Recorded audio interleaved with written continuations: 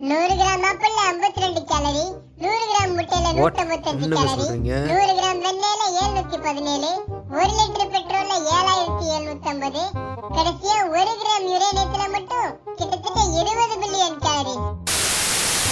Calories calories calories. I don't like it. I avoid. But calories likes me.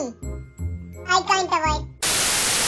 இப்போ யூஸ்வலாக கொஞ்சம் ஹெல்த்தியாக இருக்கணும்னு நினைக்கிறவங்கலேருந்து மிஸ்டர் ஒலிம்பியா வரைக்கும் எல்லாருமே கேலரிஸ் மேலே பயங்கர அப்சஸாக இருப்பாங்க. Like calories in, calories out, negative calories, calorie deficit, calorie surplus, empty calories, calories calories calories, சமாதிக்கு போகிற வரைக்கும் calories. But what is calories? Well, calories அப்படின்றது ஒரு யூனிட் ஆஃப் எனர்ஜி. டிஸ்டன்ஸுக்கு எப்படி கிலோமீட்டரோ, வெயிட்டுக்கு எப்படி கிலோகிராம்ஸோ அந்த மாதிரி தான் எனர்ஜிக்கு கேலரிஸ். ஆனால் நமக்கெல்லாம் எனர்ஜிக்கு ஜூல்ஸ் தானடா யூனிட்னு சொன்னாங்கன்னு நினைக்கிறீங்களா? வெல், ஜூல்ஸ் தான். 4184 ஜூல்ஸ் ஆஃப் எனர்ஜி தான் ஒரு கேலரி, ஒரு கிலோ கேலரி. கேலரிஸ்லயே 2 டைப்ஸ் இருக்கு. ஒன்னு கிராம் கேலரி, இன்னொன்னு kilo calorie. So 1000 gram calories சேர்ந்ததான் ஒரு கிலோ கேலரி. நம்ம ஃபுட்ல இருக்க எனர்ஜியை மெஷர் பண்ணுவோம், இந்த கிலோ கேலரியை தான் யூஸ் பண்ணுவோம். பட் ஆக்சுவலா ஒரு கேலரி அப்படின்றது 1 லிட்டர் தண்ணியோட டெம்பரேச்சரை 1 டிகிரி இன்க்ரீஸ் பண்றதுக்கு எவ்வளவு எனர்ஜி தேவைப்படுதோ அதுதான் ஒரு கிலோ கேலரி. இன்னும் சிம்பிளா சொல்லணும்னா எந்த ஒரு பொருளா இருந்தாலுமே நெருப்புல எரியும். சோ அப்படி ஒரு ஃபுட் எரிக்கிறப்ப அந்த தண்ணியோட டெம்பரேச்சரை 1 டிகிரி இன்க்ரீஸ் பண்றதுக்கு எவ்வளவு ஃபுட் எரிக்கிறோமோ அதுதான் 1 கேலரி ஆஃப் ஃபுட். ஆனா ஒரு பொருள் அப்படி எரிக்கவே முடியலன்னா அந்த பொருளுக்கு கேலரிஸே இல்லைன்னு அர்த்தம். இப்போ எக்ஸாம்பிளுக்கு வாட்டர். அண்ட் ஃபிட்னஸ் இண்டஸ்ட்ரிக்குள்ள இது இன்னும் சிம்பிள். நம்ம பாடி நார்மலா ஃபங்க்ஷன் ஆக டெய்லி எவ்வளவு கேலரிஸ் தேவைப்படுதோ அதுதான் மெயின்டெனன்ஸ் கேலரி.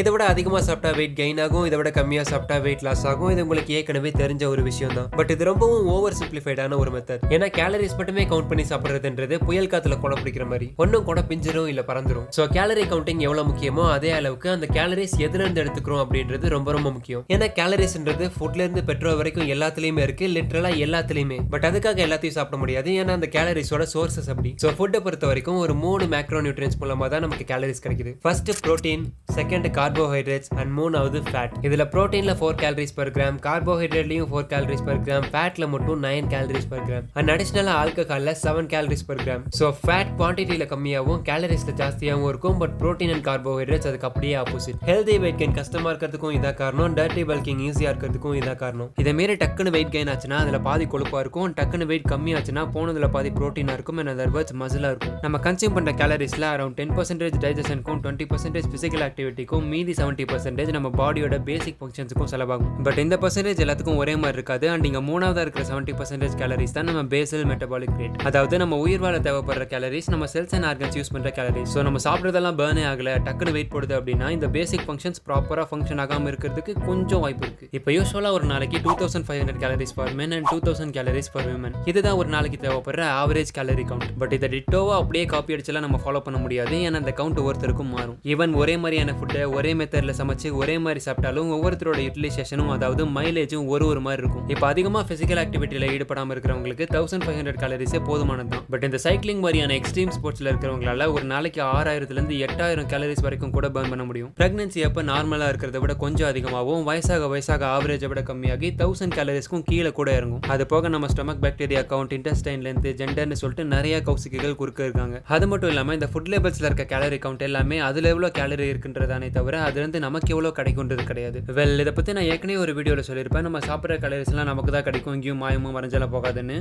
அது பாதி கரெக்ட் பாதி தப்பு. ஏன்னா டைஜஷனுக்குன்னு ஒரு போர்ஷன் அதுல இருந்து செலவாகும். ஸ்டில் அதை யூட்டிலைஸ் பண்றது நம்ம தானாலும் அந்த போர்ஷன் நம்ம பாடியோட சேர போறது கிடையாது. ஸோ மன்னிச்சிருங்கடா. இப்போ ஃபைபர் கண்டென்ட் அதிகமா இருக்க மாதிரியான ஃபுட் எல்லாம் டைஜஸ்ட் ஆகிறதுக்கு அதிகமான எனர்ஜி எடுத்துக்கும். ஸோ 100 கேலரி சாப்பிட்டா 70 80 அந்த மாதிரி தான் கிடைக்கும். பட் இந்த பொட்டேட்டோ சிப்ஸ் மாதிரியான ஃபுட்லாம் அவ்வளோ எடுத்துக்காது. ஸோ அந்த 100 கேலரிஸ்ல இருந்து கிடைக்கிறது கொஞ்சம் ஜாஸ்தியா இருக்கும். அதே மாதிரி குக்கிங் மெத்தடும் இதுக்குள்ள அடங்கும். இப்போ ஒரு சமைக்காத ஃபுட்ல இருந்து கிடைக்கிற கேலரிஸை விட சமைச்ச ஃபுட்ல இருந்து கிடைக்கிற கேலரிஸ் ஜாஸ்தியா இருக்கும். அதாவது நம்ம எந்த அளவுக்கு எஃபர்ட் போட்டு ஒரு ஃபுட்டை குக் பண்றோமோ அந்த அளவுக்கு அந்த ஃபுட்ல இருக்க கேலரிஸ் டைஜஷனுக்கு செலவாகாம நமக்கு கிடைக்கும். அதே மாதிரி நீங்க சும்மா ஸ்டீம்ல பாயில் பண்றீங்களா, இல்ல ஆயில் யூஸ் பண்றீங்களா, இல்ல ஃப்ரை பண்றீங்களான்னு இது எல்லாத்துக்குமே டிஃபரெண்டான கேலரிஸ் இருக்கும். அண்ட் இந்த நெகட்டிவ் கேலரிஸ்ன்ற கான்செப்டும் இதுக்குள்ள தான் வரும். அதாவது சாப்பிட்டே கேலரிஸை பர்ன் பண்றது. எந்த ஒரு ஃபுட் அது கொடுக்குற எனர்ஜியை விட அதிகமான எனர்ஜியை டைஜஷனுக்கு யூஸ் பண்ணுதோ அதுதான் நெகட்டிவ் கேலரி ஃபுட்.